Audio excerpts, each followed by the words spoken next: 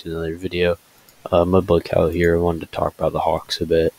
They're on fire right now. They've won 8 straight, I believe, and they're up in the Clippers at halftime right now. Hopefully they don't lose and make me look bad. But yeah, I just want to talk about them. Before we get into it, leave a like, subscribe, and follow me over on Twitter at LegariusNeedFanClub. It's the username, or at Mudbloodcow. My YouTube username is my @ on Twitter. So yeah, leave a like and subscribe. I said that already. Alright, so the Hawks right now are on an 8-game winning streak, about to be 9. If they can close this one out against the Clippers. And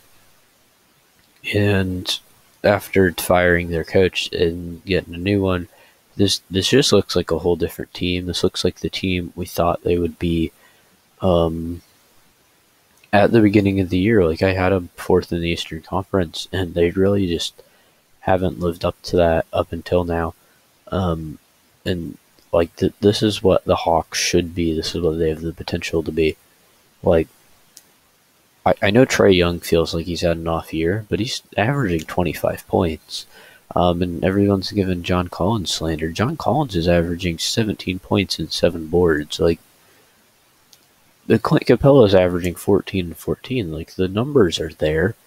It is some kind of weird that it wasn't clicking under Lloyd Pierce, but it is now.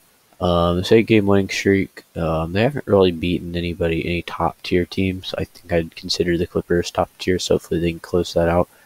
But the best team, I think, record-wise, they've beaten in this 8-game winning streak is the Heat, who are just 1 game behind them in the East. I talked about it in my video yesterday with Melo. The East is really tight right now. Like, there's a 2 or 3 game difference between like 10th and, or between like 12th and 4th. Like, it's really tight. There's the 3 teams. There's just Bucks, Sixers, Nets, and everyone else is just grinding it out for playoff spots. But like, the thing with the last couple of games is Trae has been pretty good in all of them. There's been 2 or 3 where he just has 14 points. But in every single other game, there's someone with 20 points. Whether it's Danilo Gallinari, whether it's Bogdan Bogdanovic, whether it's Cam Reddish, whether it's John Collins, maybe it's Clint Capella. This team is so deep and so good that this is what we should expect out of them. And this is the kind of team they are built to be.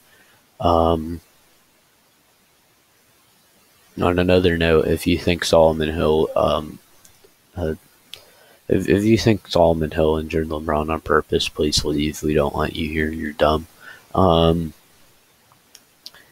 Also, with the Hawks, like, I want to talk about Clint for a minute. I did a little bit already. He's really underrated, in my opinion. Like, he's averaging 14. That's really impressive for a center. I don't think he gets the credit he deserves, especially for being one of the smaller centers in the league. But yeah, who else? DeAndre Hunter, they've missed a lot. Like, they've been missing a lot of guys to injury too. Maybe that's to blame a little. Like, Gallinari's only played like 20 games this season or something like that. DeAndre Hunter, who's been phenomenal for him. And I think he's the reason they're mentioning Cam Reddish in trade talks. Because when they took Reddish and Hunter together, it was pretty much understood that, like, this is going to be only one of you can really fit into the system properly. You guys aren't both going to be able to. And Cam's been really good, but Hunter's just been better, so I think that's why they're mentioning Cam Reddish in trade talks. Where Cam Reddish ends up, does he get traded before the deadline? I have no clue. I'd like to see him on a team with an elite 1. I think that would be just fantastic for him to just feed off that.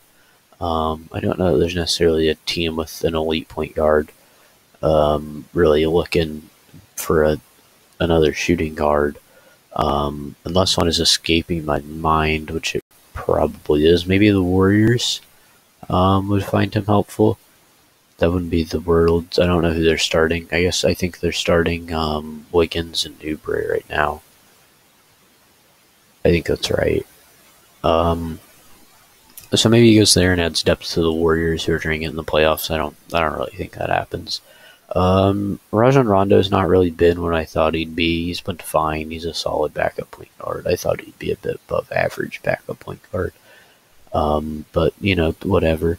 I don't know that the Hawks have a particular difficult schedule the rest of the season. I think they had a pretty tough schedule to start out.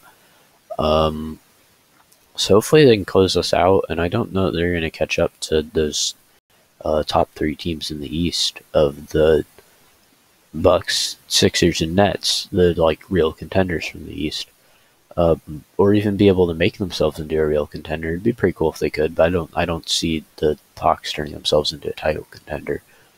But if it doesn't prove my point, the Hawks were in 12th. I didn't think they had a shot at the playoffs. Honestly, I thought they were kind of done, and they went on this winning streak, and now they're in 4th. They are in a position where they would have home court advantage in a playoff series.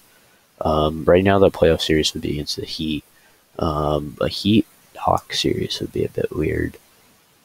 The series I really do want to see, the Nets and Wizards. When those two teams have played, honestly, the Nets or the Wizards or the Sixers and the Wizards, when those couple of teams play, those matchups, they are so fun to watch because the Wizards get up for those games, and it's Russell Westbrook drops 35, Bradley Beal's got 40, everyone else on the Wizards tries a little bit. Wizards really should be a good team, but they just have no pieces other than Bradley Beal and Russell Westbrook. And they're able to match both those teams in the Nets and the Sixers well. Getting a bit off topic now. But yeah, the Hawks are back, I think. This is what we want to see from them. Leave a like and subscribe, and I'll see you tomorrow.